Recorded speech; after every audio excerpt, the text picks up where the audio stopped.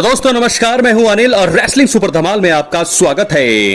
तो दोस्तों रेसलमेनिया 41 में फैंस को बहुत ही बड़ा सरप्राइज देखने को मिला। पॉल हेमन ने रोमन रेंस और सीएम पंक दोनों को धोखा दे दिया। वो सेथ रॉलिंस के साथ जुड़ गए और दोस्तों जुड़ने के साथ ही उन्हें जीत भी दिला दी। पॉल हेमन और सेथ रॉलिंस के साथ आने की उम्मीद नहीं की जा रही थी। अब रॉलिंस ने पॉल हेमन के उनके साथ जुड़ने की असली वजह का खुलासा कर दिया है। इसलिए वीडियो के अंत तक बने रहें और अगर आप चैनल पर नए हैं सब्सक्राइब करने के बाद ऑल पर क्लिक करें, क्योंकि ये फ्री है और यहाँ आपको हर प्रकार की रेसलिंग जगत से जुड़ी हुई तमाम जानकारी मिलती है और मिलती रहेंगी। इसलिए वीडियो को लाइक करें, शेयर करें, सब्सक्राइब करने के बाद ऑल पर क्लिक जरूर करें। तो दोस्तों आपको बता दें कि द रिच एशियन शो पर थोड़े समय पहले ही सेथ रॉलिंस नजर आए। इसी बीच उन्होंने WWE दिग्गज पॉल हेमन को अपने साथ जोड़ने का कारण का जो है खुलासा किया। सेथ रॉलिंस ने कहा कि पॉल हेमन असल में सीएम पंक और रोमन रेंस के साथ अपने रिश्ते के कारण फंस गए थे।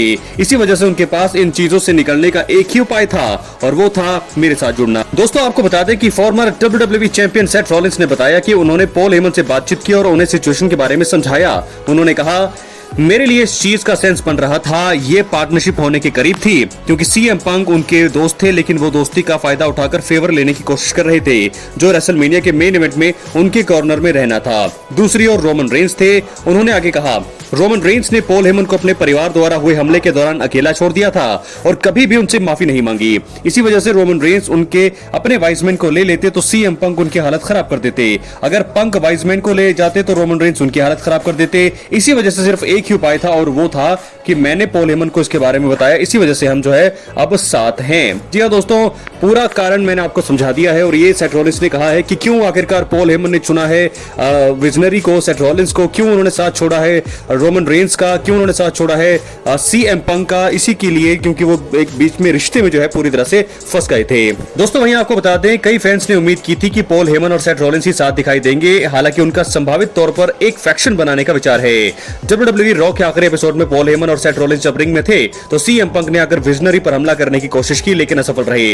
रोमन रेंस आए और सेथ रॉलिंस और पॉल हेमन दोनों पर अटैक किया। इसी बीच ब्रॉन ब्रेकर ने आकर रोमन पर हमला कर दिया और सेथ रॉलिंस के साथ जुड़ गए। अब संभावना है कि इस फैक्शन में अन्य सदस्यों को भी जोड़ा जाएगा और ये फैक्शन जो है और भी ज्यादा मजबूती से आगे बढ़ता हुआ हमें दिखाई देने वाला है। तो दोस्तों बहुत सारी चीजें मैंने आपको यहाँ पर बता दी है कि पॉल हेमन क्यों आखिरकार सेथ रॉलिंस के साथ जुड़े और अब आगे जाकर के क्या चीजें होने वाली है। बहुत सारी चीजें, बहुत सारी तमाम चीजें हम यहाँ पर देखने वाले हैं। दोस्तों ये तो थी बात सेथ रॉलिंस की कि क्यों उन्होंने पॉल हेमन को अपने साथ जोड़ा और साथ के साथ अब उनका आगे फैक्शन जो है और भी ज्यादा मजबूत होने वाला है। बहुत सारे लोग जो है एंट्री करने वाले हैं इनके ग्रुप में, कौन कौन होगा देखने वाली बात होगी। लेकिन फिलहाल सेथ रॉलिंस, पॉल हेमन साथ है, ब्रॉन ब्रेकर साथ है। अब और भी लोगों की जुड़ने की संभावना सबसे ज्यादा बन रही है। और दोस्तों देखना ये भी होगा कि सेथ रॉलिंस जो है, पॉल हेमन जो है, ये दोनों साथ में कब तक रहते हैं, कितने टाइम तक ये रहने वाले हैं साथ में, ये भी देखने वाली बात होगी। क्योंकि सेथ रॉलिंस का असली रन अब शुरू हो चुका है एज अ हील और ग्रुप मेंबर वो जो है वो बहुत ही ज्यादा अपने लोगों को जोड़ना चाहेंगे। साथ के साथ मुझे लगता है कि फीमेल सुपरस्टार्स भी इस ग्रुप में आने वाली है। बेकी लिंच का नाम लिया जा रहा है और भी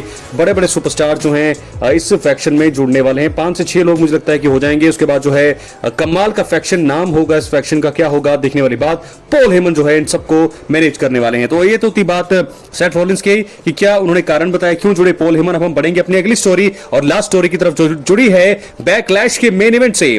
एक तरफ होंगे जॉन सीना जो कि अभी 17 टाइम वर्ल्ड चैंपियन बने हैं और उनके सामने होंगे 14 time world champion the viper Randy Orton. दोस्तों आपको बता दें कि रॉ के आखिरी एपिसोड में रैंडी ऑर्टन ने undisputed WWE champion John Cena पर आरकेओ मूव हिट कर दिया था और हमने देखा बहुत सारी चीजें, 2 लगातार आरकेओ लगाए हैं यहाँ पर रैंडी ऑर्टन ने जॉन सीना पर। यह सिलसिला स्मैकडाउन के हलिया एपिसोड में भी जो है जारी रहा। इन दोनों रेसलर्स के बीच बैकलैश 2025 में एक टाइटल मुकाबला बुक हो गया है और इस वीडियो में आइए जानते हैं और आपको बताते हैं वो 3 कारण कि क्यों बैकलैश 2025 में अनडिस्प्यूटेड WWE चैंपियनशिप के लिए John Cena versus Randy Orton मुकाबला बुक किया गया है। इसलिए वीडियो के अंत तक बने रहे। चैनल पर नए हैं सब्सक्राइब करने के बाद ऑल पर क्लिक करें। तो चलिए दोस्तों वीडियो को शुरू करते हैं। बात करते हैं सबसे पहले कारण का। रैंडी ऑर्टन को अपने होम टाउन में बड़ा मुकाबला देने के लिए दोस्तों बता दें बैकलैश 2025 सेंट लुइस मिजूरी में होने वाला है। रैंडी ऑर्टन भी उसी जगह से आते हैं और ऐसे में दिग्गज को उनके होम टाउन में एक बड़ा मुकाबला देने के लिए यह मुकाबला बुक किया गया है। WWE अक्सर रेसलर्स के परिवार के सामने उनकी हालत खराब करवा देता है। इससे उनके काम को फायदा मिलता है और उनकी स्टोरी भी बेहतर हो जाती है। अपने होम टाउन में जॉन सीना जैसे दिग्गज से लड़ना एक खास बात होगी। इसलिए सबसे पहला कारण यह है कि जॉन सीना वहीं से आते हैं, तो ये एक पहला कारण है कि इसलिए उन्हें ये बड़ा मुकाबला दिया गया है, बड़ा मौका दिया गया है। बात करेंगे दूसरे कारण कारण का, जॉन सीना के रिटायरमेंट से पहले उनके सबसे बड़े दुश्मन से WWE में एक मैच कराने के लिए। दोस्तों आपको बता दें, जॉन सीना की करियर में अगर किसी रेसलर के साथ उनकी स्टोरी को फैंस हमेशा याद रखेंगे तो वो रैंडी ऑर्टन ही हैं, द वाइपर। रैंडी ऑर्टन ने जिस तरह से जॉन सीना की हालत बिगाड़ी है, उससे ये तो साफ है कि दोनों के बीच जो है इतने सालों बाद भी नाराजगी जस्ट की तस है। ऐसे में जॉन सीना के सबसे बड़े दुश्मन रैंडी ऑर्टन के साथ उनके मैच को करके कंपनी न सिर्फ जॉन सीना के रिटायरमेंट को यादगार बना देगी, बल्कि ये पुराने दिनों को जो है याद को वो भी ताजा करेगी और बहुत ज्यादा मजा अब आने वाला है। फैंस को ये पल याद होंगे, लेकिन जिन्होंने इन दोनों को आमने सामने नहीं देखा है उनके लिए ये भी कभी ना भूल पाने वाला पल और लम्हा होगा। दोस्तों अब हम बात करेंगे तीसरे और आखिरी कारण की, जो है जॉन सीना को अनडिस्प्यूटेड WWE चैंपियनशिप के साथ रिटायर होने से रोक सकते हैं the Viper Randy Orton. John Cena ने हील बनने के बाद अक्सर ये कहा है कि वो लास्ट रियल चैंपियन है, वहीं उन्होंने ये भी कहा कि वो इस अनडिस्प्यूटेड WWE चैंपियनशिप के साथ रिटायर होंगे। रैंडी ऑर्टन ऐसा होने से रोक सकते हैं, मुकाबले में किसी की भी जीत हो सकती है, और ऐसे में अगर रैंडी ऑर्टन अपना टाइटल मैच जीत जाते हैं तो उससे वो न सिर्फ जॉन सीना को चैंपियनशिप के साथ रिटायर होने से रोकेंगे, बल्कि फैंस को भी एक बेहतरीन स्टोरी का हिस्सा बना देंगे। तो 3 कारण दोस्तों मैंने आपको बता दिए हैं कि बैकलैश 2025 में जॉन सीना रैंडी ऑर्टन का मैच बुक क्यों किया गया है। 3 बहुत ही बड़े रियल कारण हैं। तो ऐसे में आई होप आपको वीडियो पसंद आई हो। अगर वीडियो पसंद आई हो तो लाइक करें, शेयर करने के बाद सब्सक्राइब करने के बाद ऑल पर क्लिक जरूर करें। तो पहली स्टोरी हमने कवर की कि सेथ रॉलिंस ने इस बात को रिवील किया कि आखिरकार क्यों पॉल हेमन ने उनका साथ चुना, रोमन रेंस और पॉल हेमन को धोखा क्यों दिया, और आगे जाकर जो है बहुत सारी चीजें जो है अब ये साथ में करने वाले हैं। सेथ रॉलिंस, पॉल हेमन के ग्रुप में और भी लोग शामिल होंगे।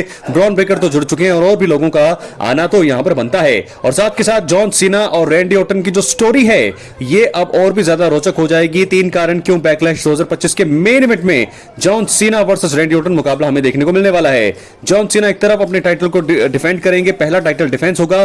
तो अगर मैं प्रेडिक्शन की भी बात करूं तो इस प्रेडिक्शन में मुझे लगता है कि जॉन सीना की ही जीत होगी, लेकिन रैंडी ऑर्टन जो है इस मुकाबले में किसी भी हद तक जा सकते हैं। इस मुकाबले में मुझे लगता है कि ट्रेविस स्कॉट का भी दखल देखने को मिल सकता है, क्योंकि जॉन सीना एक हील है। और आपको याद होगा जब रोमन रेंस हील थे तो रोमन रेंस की हेल्प सोलो सिकोआ ने कितनी बार करी, जिमी उसो, जे उसो ने कितनी बार उनके टाइटल डिफेंस को जो है रोका, टाइटल डिफेंस को कितनी बार जो है यहां पर उनकी मदद की। ऐसे में जॉन सीना के साथ इस समय ट्रेविस स्कॉट हैं और जॉन सीना के साथ और भी लोग आने वाले हैं इन फ्यूचर। तो मुझे लगता है कि रैंडी ऑर्टन पर एक बार फिर अटैक होगा ट्रेविस स्कॉट की तरफ से। तो ये बैकलैश 2025 का मेन इवेंट, रैंडी ऑर्टन एक तरफ, जॉन सीना एक तरफ। 3 कारण मैंने बता दिए हैं कि क्यों आखिरकार जॉन सीना और क्या सामना कर रहे हैं द वाइपर रैंडी ऑर्टन। ये मुझे लगता है कि आखिरी बार होगा WWE में, क्योंकि जॉन सीना इसके बाद जो है रिटायर हो जाएंगे। John Cena versus Randy Orton आखिरी बार देखने के लिए हो जाइए तैयार। क्या है आपकी राय? अपनी राय जरूर दें। चैनल पर नए सब्सक्राइब करने के बाद ऑल पर क्लिक करें, एक्टिव रहें, क्योंकि दोस्तों यहां पर आपको हर प्रकार की रेसलिंग जगत से जुड़ी हुई तमाम जानकारी मिलती रहेगी। इसलिए वीडियो को लाइक करें, शेयर करें, सब्सक्राइब करने के बाद ऑल पर क्लिक करें। मिलते हैं अगली वीडियो में। बहुत बहुत धन्यवाद।